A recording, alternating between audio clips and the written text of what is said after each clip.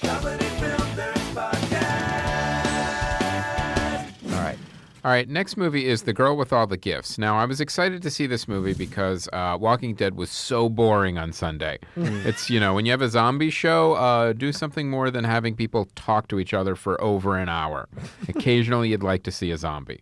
It really felt like it was one of those problems with a show like, well, we've got 12 episodes, but only 10 episodes of story. What do you do with those extra 2? You got to draw it out. But anyway, so I saw The Girl with All the Gifts. This is a great zombie movie. It's a different type of zombie movie. It does share some characteristics with the PS4 game Last of Us, in a sense that the zombie infection is spore-based and parasitic in some ways. But what I loved about this movie is the way it unfolded. It starts off, there's just a bunch of kids in like those in straps and like those Hannibal Lecter type masks, and they're into a classroom. They're going into a classroom. Like, what's going on? Like the way it unfolds is so interesting.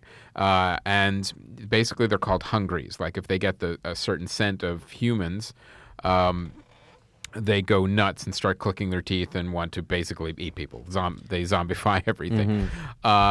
So there is this group of kids that were born that are infected with this disease, but also they're still able to think and comprehend.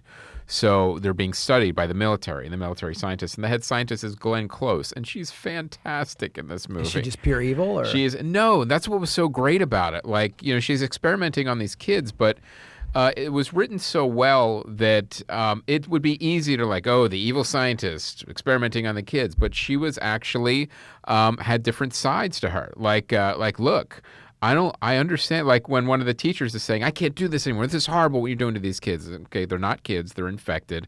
They'll eat you if they can.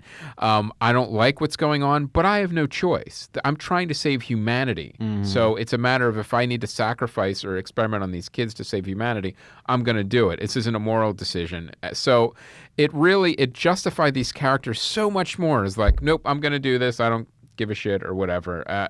The movie took the time to develop these characters and their motivations, which is something you don't always see in a horror movie. I really think we're getting to the point now where studio horror movies and indie horror movies are almost two completely different genres, because the indie horror movies are taking it seriously, like Get Out and all these other ones, whereas the studio ones just don't give a shit. They're literally throwing everything out and gore and whatever. But this one, it took the time to do story, character, pacing, development, everything there. And everything that I liked about a horror movie where you're like, oh, we're kind of confined in this little tiny space in this military base.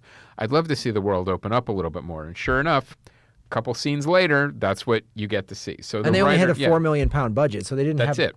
Well, that's the thing I love about this, because the Cole McCarthy, the director, really only comes from TV, according to his IMDb. He's done Peaky Blinders and Sherlock, Endeavour, Doctor Who.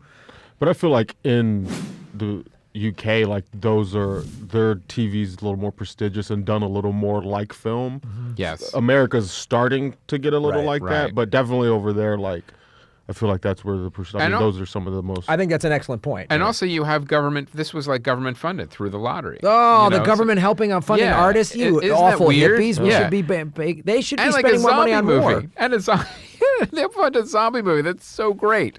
So, and then as I was watching this movie, you can always tell like a tightly written script, like this can't be this writer's first screenplay. So I looked up the writer. I didn't realize it was Mike Carey, who is not only a screenwriter, he wrote the book that this is based on. Oh, wow. He's also a comic book writer. And, whenever you're a comic book writer, at some point you've written an X-Men comic. I think every writer has done an X-Men Legally, comic. There was an X-Men comic. That's like their Comics Unleashed credit. Yeah, exactly. He's got these, everyone's got that one.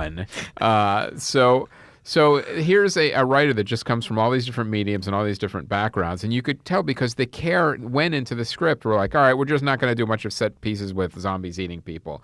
We're going to take the time to develop these characters and move the story along and make it logically make sense, and also have an ending that you won't expect coming. Nice. So it's a really nicely plotted, nicely put out indie horror movie. It's low budget. It also shows that you don't need a giant budget for horror or for even an apocalyptic horror movie now.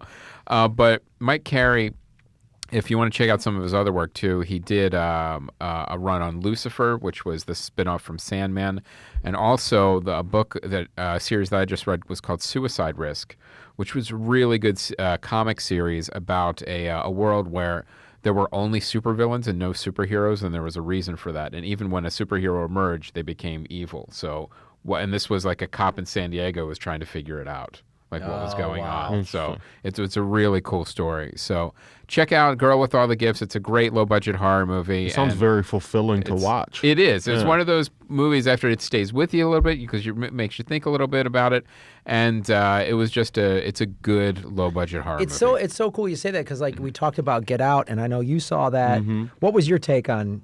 I really enjoyed it. And I feel like I enjoyed it most because like to see a dude who charged up his credit in the game comedically and then was just like, I'm just gonna make a horror movie that has nothing to do with right. Like it was funny. There was funny moments, but it was just like a very like just well made film and like the way it was shot, like it was very.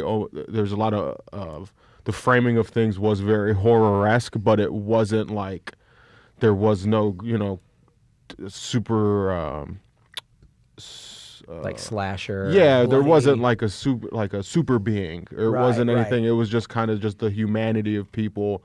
There's so many layers to it, like the racism of the white people and how they kind of may have prejudged him and his people as violent, whatever. Their racism turned him into what they preconceived him of by the end of the movie. So just like all that type of layering was like great. Like I'm like, oh, this is just a good movie. And then it's also cool to just see, something get made and be successful. Oh, it's done over $100 million. Yeah. I mean, Get Out is blown up, which is so cool. And it's a Blumhouse movie, so the budget was low. Yeah. Yeah.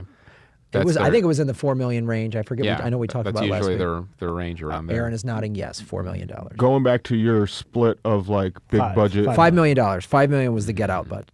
Your big budget horror movies versus like the indie side. I feel like the indie side used to be the campy B, like guts. Right. Yeah, yeah. And like then it's switched, so like now it's almost it's high budget B movies getting made. Yeah. By the big studios, and then like the very artistic stuff is in the small indie stuff. Yep. It's actually got the storytelling and it's not just Well, yeah, because it's such a good point because they're not. Yeah, the last Blair Witch movie was awful. Right. Well, they don't have, the low budget doesn't have the money for the big, I feel like the big budget ones are just caught up in the guts and the CG ghosts and the people crawling on the ceiling or whatever. They don't give a shit about story, whereas when you only have $4 or $5 million, you have to have a good story. You have to be more creative. You can't just use all these effects and slasher and blood and all that other stuff. You could see that with like the progression of the Hostels from like the shock of like the first one being like, oh man, and then like progressively just like, all right, well, yeah, I guess. Well, that's cool. It is, and the fact that Get Out made this much money. They're going to make more cool ones. Hopefully, like let's hope Get Out 2 isn't just like CG awfulness with no story. Like I hope they keep Get Out 2 will be from when the real cops show up on. Yeah. Get Outer. Yeah.